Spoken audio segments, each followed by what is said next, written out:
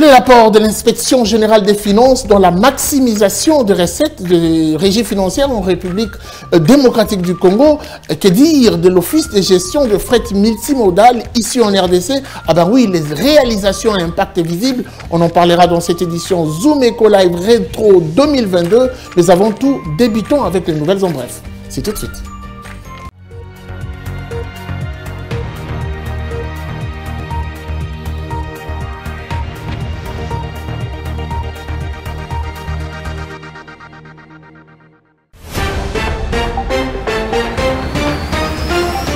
Débutons ces nouvelles en bref avec le directeur général de l'autorité des régulations et des contrôles des assurances, M. Alain Kaninda, et Madame la directrice générale de la Direction générale des douanes et accises, Blandine Kawanda, qui ont procédé le jeudi 22 décembre 2022 à la signature d'un protocole d'accord de collaboration entre leurs institutions afin de matérialiser l'opérationnalisme de contrôle permanent de l'assurance des facultés à l'importation et de l'assurance responsabilité civile automobile des véhicules en circulation internationale. La cérémonie des signatures s'est déroulée au siège de l'ARCA à Kinshasa en présence des agents, cadres et experts de ces deux structures attachées au ministère des Finances.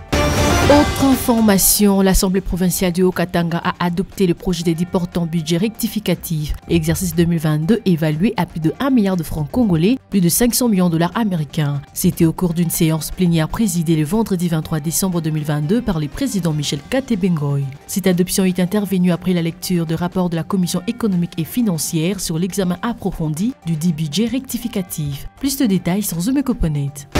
Poursuivons ces informations, cette fois-ci les paiements sporadiques et disproportionnés des crédits d'investissement dans les provinces de la République démocratique du Congo ne favorisent pas l'exécution de projets provinciaux prédéfinis. Ce qui ressort du mémo du collectif de gouverneurs de provinces congolaises lu par Fifi Masuka, gouverneur de la province de Lualaba, le jeudi 22 décembre 2022 à Mbandaka à l'occasion de l'ouverture de la 9e session de la conférence de gouverneurs présidée par le chef de l'État Félix-Antoine Tshisekedi. Enfin, l'année 2023 verra l'intégration de près de 100 000 fonctionnaires de l'État de la République démocratique du Congo dans les fichiers de paye. C'est ce qu'a fait savoir Jean-Pierre Liaou, vice-premier ministre, ministre de la fonction publique, modernisation et de l'administration et innovation des services publics, lors de son séjour dans la ville de Mbandaka, chef-lieu de la province de l'Équateur.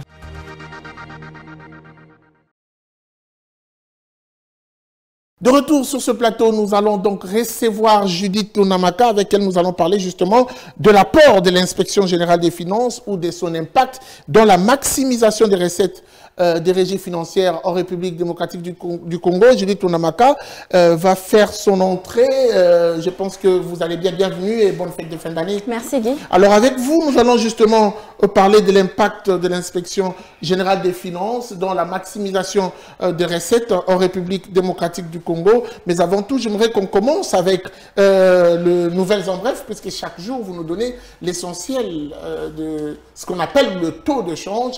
Et en allant prélever le taux officiel qui est celui de la Banque centrale du Congo, mais également le taux du marché parallèle. Qu'est-ce que l'on doit retenir? Voilà, concernant le taux de change en République démocratique du Congo, on peut noter qu'à l'officiel, un dollar se négocie à 2015 francs congolais, un franc CFA à 3,25 centimes et 1 euro vaut 2136 francs congolais. Prenons la catégorie marché parallèle, nous avons ciblé précisément Barumbu et dans cette commune, un dollar se troque à 2050 francs congolais, un franc CFA se négocie à 3,36 centimes et 1 euro s'interchange à 2158 francs congolais. Alors j'aimerais qu'on parle cette fois-ci des missions de l'inspection générale des finances pour éclairer la lanterne de ceux qui nous suivent. Beaucoup confondent l'inspection générale des finances, ses rôles, ses attributions avec celles de la Cour de compte. Qu'est-ce que l'on doit retenir principalement et même les attributions? Voilà, créée il y a plus de 30 ans, cette institution a récemment fait parler d'elle grâce à la nomination de Jules Alingueté en juillet 2020. Alors pour revenir à la question, l'IGF exerce diverses missions visant à assurer la bonne gestion des opérations financières de l'État. Alors, cette institution effectue donc 3 types de contrôle. Le contrôle a priori, qui est effectué dans les institutions où les cas de corruption sont inférieurs à 10%. Ainsi, l'audit ou la vérification est effectué avant la mise en œuvre de l'action. Secundo, le contrôle concomitant où l'IGF opère en disposant d'inspecteurs présents dans les institutions où le cas de corruption sont inférieurs à 40%. Dans ces instances, le contrôle est effectué au moment où les gestionnaires posent acte ou prennent la décision. Enfin, avec le contrôle a posteriori, la vérification se fait après qu'un acte ou une décision ait été pris Les inspecteurs de l'IGF contre-vérifient alors cette décision. En de termes plus clairs, l'IGF exerce une mission générale de contrôle d'études, d'audit, de vérification, d'évaluation, mais également de conseil en matière administrative. Je reste sur ma soif, Judith Tounamaka, lorsque vous nous parlez de ces missions, mais j'aimerais qu'on renchérisse un tout petit peu, qu'on aille au-delà en parlant des attributions de l'Inspection générale des finances. L'Inspection générale des finances est notamment chargée d'évaluer les performances en matière financière des assujettis, veiller au respect strict des lois et règlements régissant les gestionnaires financiers et comptables de l'État, vérifier la gestion des deniers, vérifier la régularité des opérations financières des recettes, contrôler en fin d'exercice budgétaire les ordonnateurs, administrateurs et gestionnaires de crédit, contrôler les arrêts annuels des caisses publiques, des caisses de menu recettes, de dépenses sur toute l'étendue du territoire national et pour finir, proposer toutes les mesures visant à corriger les insuffisances. Alors j'aimerais qu'on parle justement chiffres puisqu'il s'agit des chiffres clés. Nous avons suivi avec beaucoup d'attention la patrouille financière lancée par l'Inspection générale des finances et combien, c'est la question qui arrive, l'IGF a permis à ces différentes régies financières de maximiser en termes de recettes. On est ici dans les recettes publiques en 2022. Comme vous venez de le dire, cela s'est fait grâce à la patrouille financière de l'IGF qui a permis d'imposer aux différents fournisseurs de l'État de pouvoir être à jour avec les paiements au niveau des institutions financières, étant donné que plusieurs personnes ayant des marchés publics ne payaient pas. Alors, la patrouille financière de l'IGF a permis à ce qu'il y ait des inspecteurs qui vérifient ces paiements, ce qui a favorisé l'augmentation des recettes au pays. Alors, de 2019 à 2022, le niveau de mobilisation des recettes publiques propres a triplé, passant de 3 milliards de dollars américains à 10 milliards de dollars américains en dépit des différentes crises mondiales et ayant négativement impacté l'économie mondiale de 2020 à ce jour. Parlez-nous, pour finir, ça sera d'ailleurs ma dernière question, parlez-nous de ces performances enregistrées dans la gestion de ces finances publiques. Au mois de septembre 2022, les recettes mobilisées ont été de l'ordre de 1800,5 milliards de francs congolais sur des prévisions mensuelles arrêtées à 1461,4 milliards de francs congolais, soit un taux de réalisation de 13%. Aussi, les régies financières s'est raffermies davantage dans la perspective d'atteinte de leur assignation mensuelle. DGIC 140%, DGDA 98%, DGRAD 112%. S'agissant des recettes cumulées, soit du 1er au 30 septembre 2022, elles ont affiché 14 807,7 milliards de francs congolais, ce qui représente 133% du taux de réalisation par rapport aux prévisions attendues de 11 150,3 milliards de francs congolais et 100,3% du taux d'exécution versus aux prévisions annuelles de 14 790,9 milliards de francs congolais. Avec ces chiffres performants, le gouvernement de la République démocratique du Congo vient de dépasser ses assignations budgétaires prévues pour l'exercice 2022 grâce à l'IGF qui s'est érigé en policier financier, interceptant, empêchant également et traînant en justice les criminels financiers. Alors, il ne reste plus qu'à dire félicitations à l'Inspection générale des finances. Merci. Merci beaucoup à vous pour ces précisions. C'est un plaisir d'être avec vous sur ce plateau. C'était un plaisir. Alors après elle, nous allons poursuivre. Cette fois-ci, nous allons prendre le dossier qui nous est présenté par Judith Piombo. Elle nous revient avec des précisions sur l'Office de gestion de fret multimodal. C'est tout de suite après ceci. Suivez.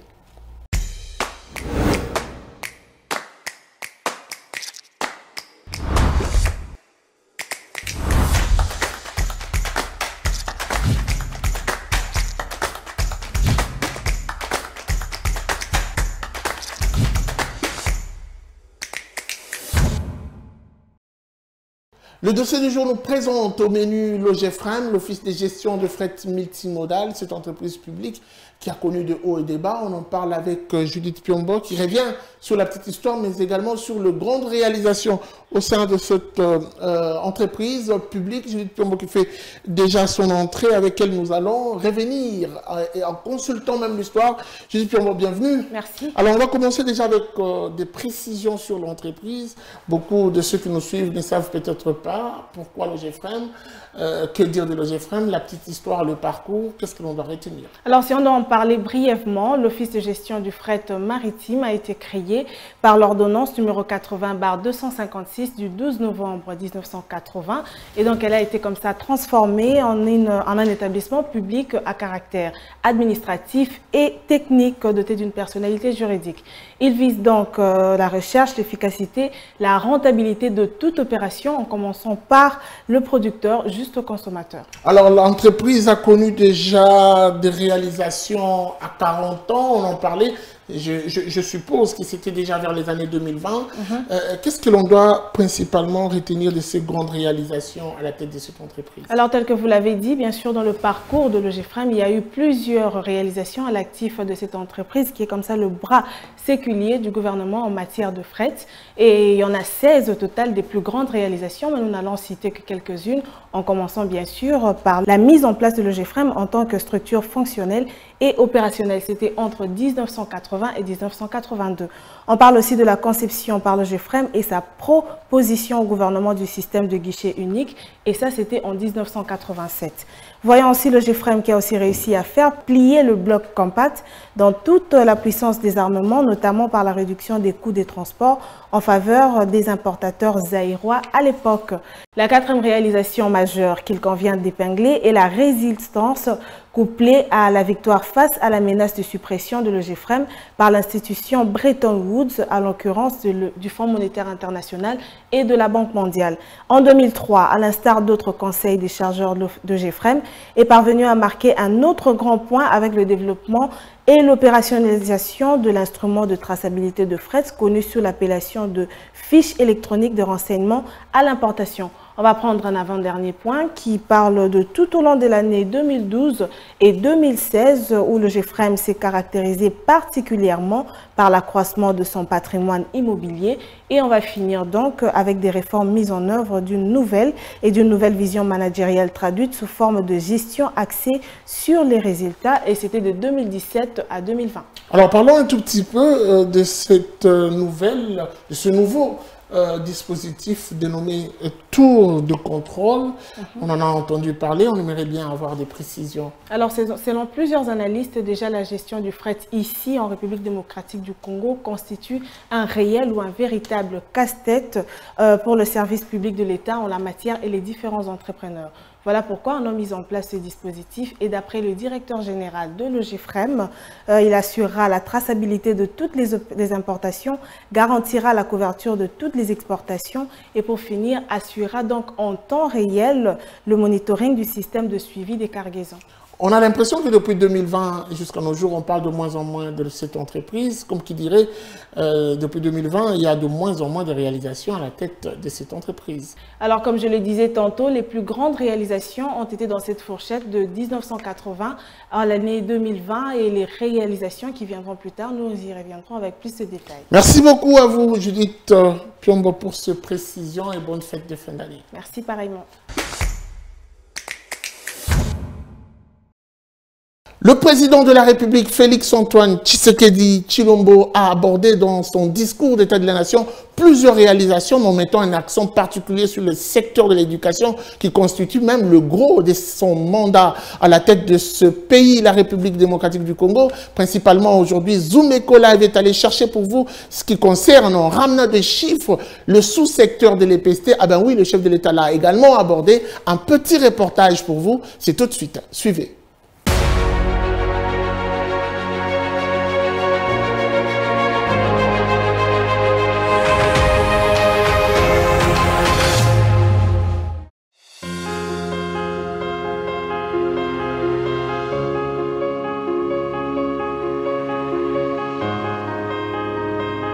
Jamais le secteur de l'EPST n'a connu autant de réalisations dans un temps record. Tony Mwabaka Zadi, qui succède à plusieurs autres ministres à la tête de ces ministères, a su apporter des solutions là où les autres prêchaient l'impossible.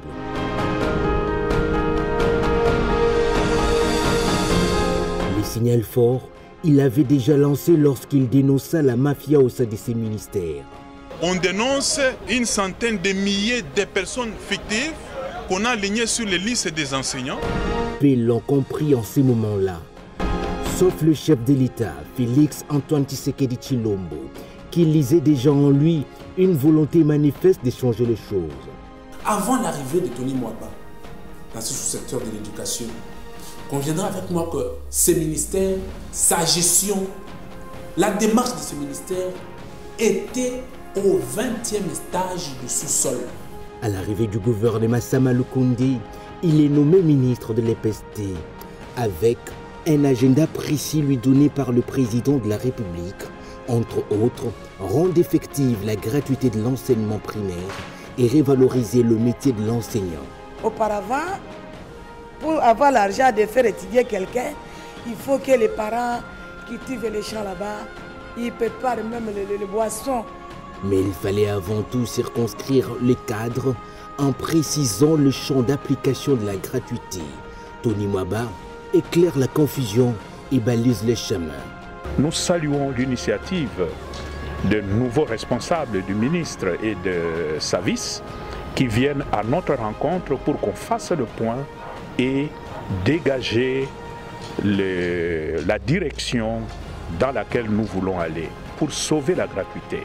Après une autopsie du sous-secteur, immédiatement il s'attaque aux antivaleurs, les écoles fictives, les enseignants fictifs, de l'argent dilapidé au profit des individus. C'est vraiment une nouvelle vision où il met en première position l'enseignant. La démarche permet au ministère de maximiser des moyens au point d'assurer la mise en retraite des enseignants très âgés. Si on ouvre le cœur pour vous montrer notre joie, vous serez ébahis. Monsieur le ministre, vraiment, nous vous en remercions. Sur la liste s'ajoute aussi le paiement des enseignants des écoles maternelles publiques et conventionnées, le réajustement de la prime de la gratuité à 67% pour environ 372 900 enseignants des écoles publiques.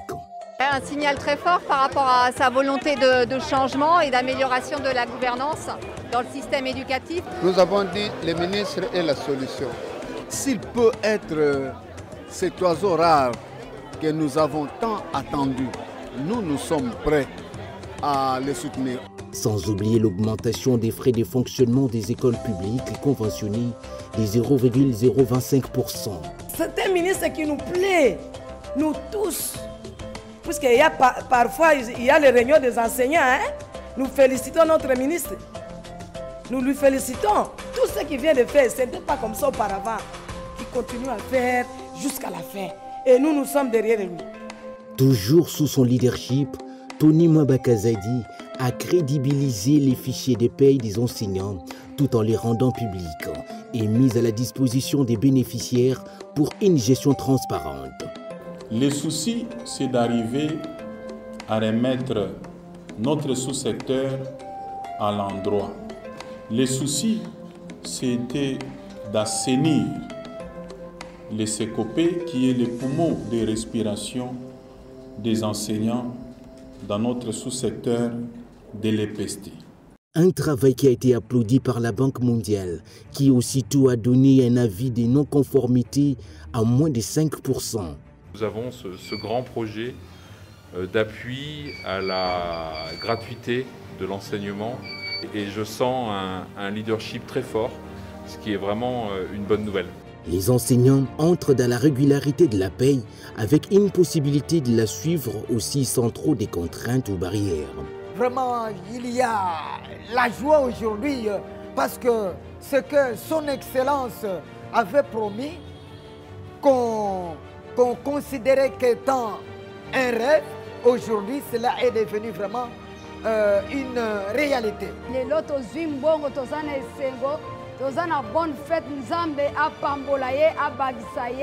Je suis très content parce que son Excellence, Monsieur le Ministre, a entendu nos cris. Entre-temps, la gratuité s'est consolidée dans toutes les provinces de la République démocratique du Congo. Mais un autre problème se soulève, la qualité et l'amélioration des conditions d'études des élèves. Saisi de la situation, Tony Mwaba se lance dans une longue mission d'itinérance pour palper du doigt les réalités sur terrain et aux besoins y apporter des solutions. Si on perçoit les frais ça et là, monsieur le prophète, vous allez mettre votre poste en jeu. Nous placerons un autre responsable qui est inscrit dans la vision du chef de l'État et qui peut nous aider à faire respecter l'effectivité de la gratuité qui est non négociable. Vous devez vous réveiller et travailler en équipe pour consolider et pérenniser la gratuité et lutter contre toutes sortes d'antivaleurs. Par le respect des instructions aussi de la hiérarchie et surtout relayer sur terrain toutes les réalisations. À partir de cet instant, je vous recommande des itinérances tous azimuts. Sautez de vos bureaux, allez sur terrain. Partout où il est passé, le ministre de l'EPST a, dans le cadre de l'opération Pas une école sans banc, remis symboliquement des bancs tout en exhortant les responsables des établissements de suivre le geste. Vous venez de concrétiser les vœux de son Excellence, Monsieur le Président de la République démocratique du Congo.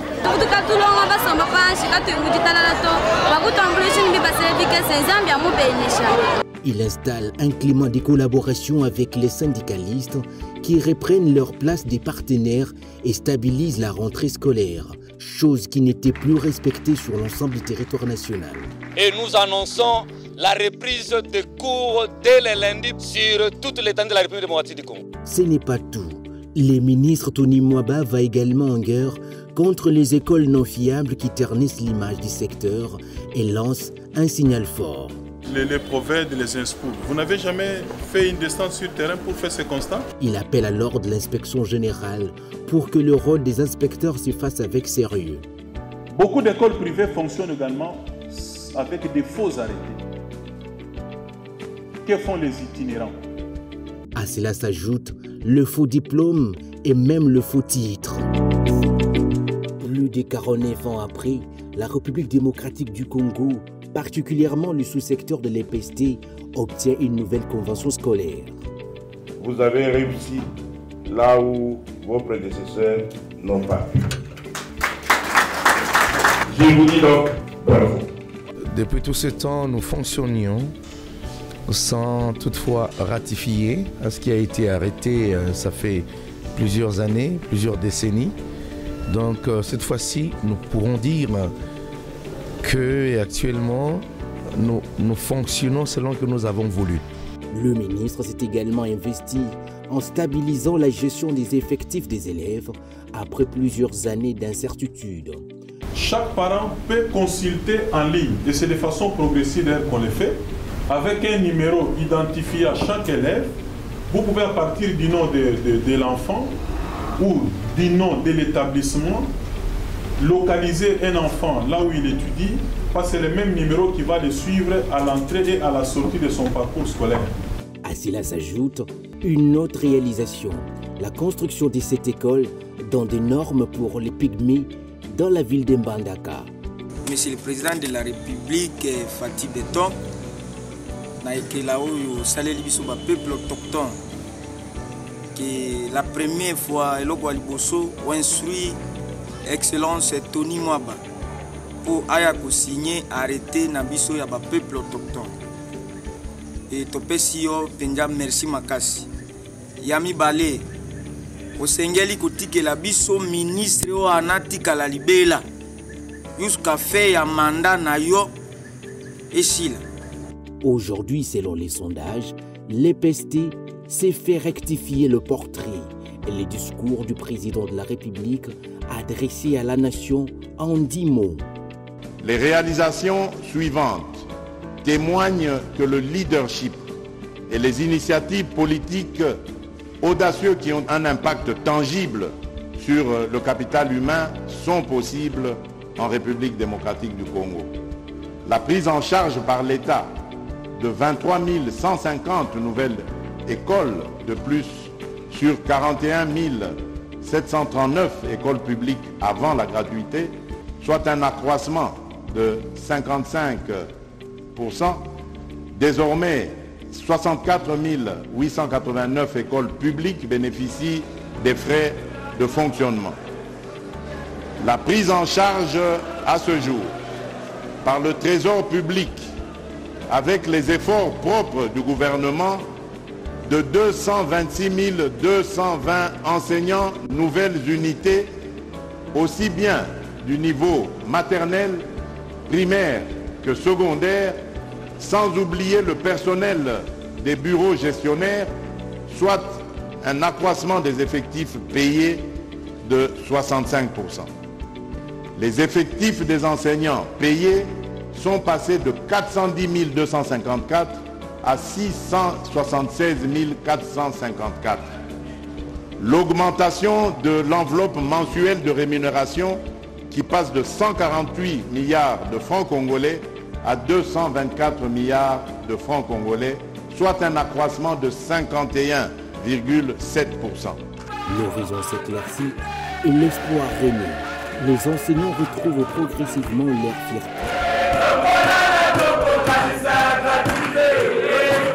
Beaucoup est fait, mais il reste encore à faire. Les rendez-vous économiques, c'est dans l'agenda sur Zoom Eco Live. Abonnez-vous sur notre chaîne YouTube. Zoom Eco Live, la référence de l'actualité économique en RDC.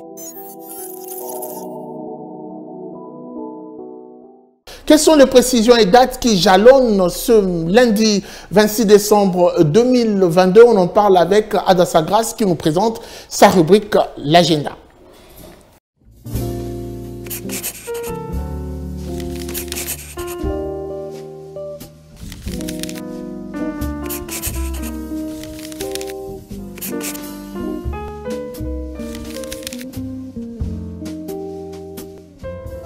Bienvenue à l'agenda, voici les entrées du jour.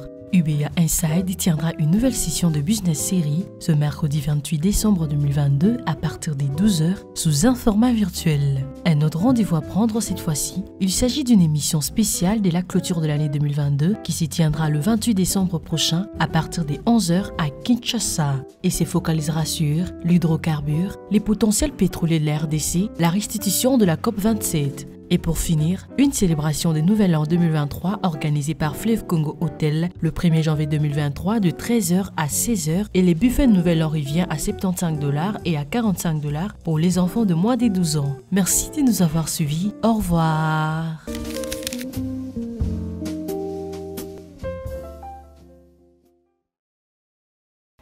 Il faut manger 5 fruits et légumes par jour, une recommandation médicale qui régorge derrière elle, bien sûr, une activité. Il y a un volontaire qui nous parle justement de sa manière de s'organiser derrière la vente de fruits et légumes. Il a accepté de partager avec nous son expérience. On le reçoit dans ce numéro article 15, la débrouillardise à Kinshasa. C'est tout de suite.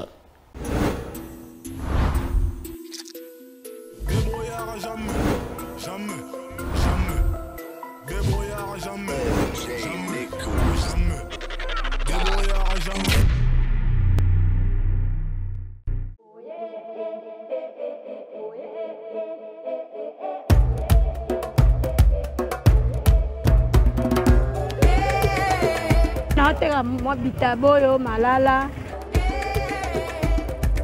nanda kuna bimaka mwa ba 5 à 4 kwa mibani na biso ayebi ke biso portion ezate na koteka boye papa ti moi 17h 18h na tiki na keki pepe mwa bana na ndako olukela bango mwa maya komela mwa eloko kolia na mi partager bongo mama ba jeune fille na conseil na ko pesa bango ke batekaka pona kosunga makasi kozela bapapa lelo misala eza te baposition mpe eza te ta neti na bamilie na biso oyo mibale ebele bafanda basalaka te amoni poso ya koosalela te mosala eza te biso bamama todebrouillaka boye wenze mpe eza biso te surtout na mboka oyo toza na wenze te todebrouillaka na mirage donc lokwa basa basodaka todebrouille na makasi Debzo to debrouillera awa. Po mama lo kwanga mama di atama ya 50 fois na koteka po bana basungama.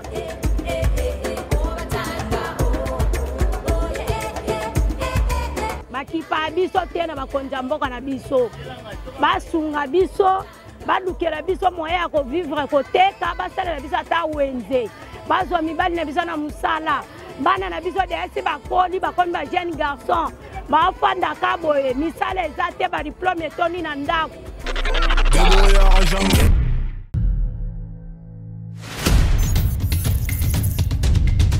Nous avons pris l'engagement de toujours vous servir en vous donnant l'essentiel de l'information économique en RDC. Mesdames, Messieurs, c'est un plaisir de vous recevoir chez vous.